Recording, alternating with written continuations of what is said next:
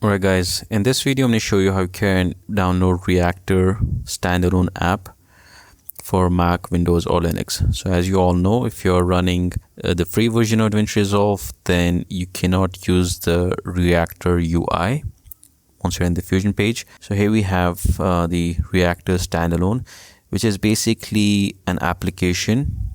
So you can download macros, comps and anything, and they will show up in your Fusion page. So you go to the link in the description, and then you'll scroll down to see releases. Then you will scroll down again, you have assets, and then download the Reactor for any platform that you're using. All right, so it'll be a zip format. Double click on it to extract it. Once you extract it, you will have the Reactor app over here. You'll get an exe file if you're on Windows. Double click on it to install it. In Mac, you just have to simply drag and drop it inside the applications over here. And in the applications, if you open that up, you should see Reactor over here. So you can launch it, double click to open it up. And you should see this pop up and click on open. And just wait for it to open up. Right, and once it opens up, you should see this window, click on agree. And the first thing you will do is go up to the top Reactor, go to file actually, and then click on connect Reactor to Fusion.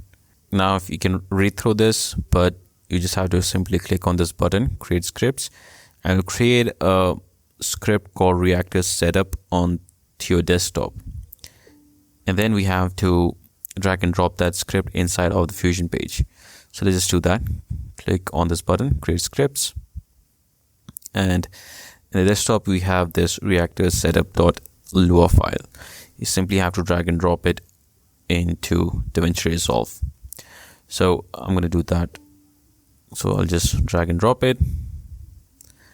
And it should see Reactor is now connected. Restore Resolve Fusion to finish the installation. So let's just do that. So let's go to Reactor and install a fuse over here. So let's install a random fuse. So maybe let's use this one, atomizer.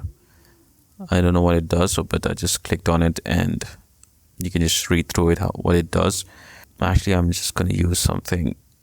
Yeah, let's use this arrows 3D. This is something cool. But now let's just open up DaVinci.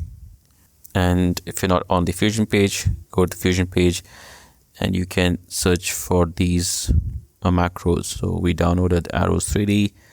Use spacebar and you can search for that macro, and it's visible over here. So yeah, in the Reactor you can download any macro. There are a huge list of plugins over here, or macros, whatever you want to call it.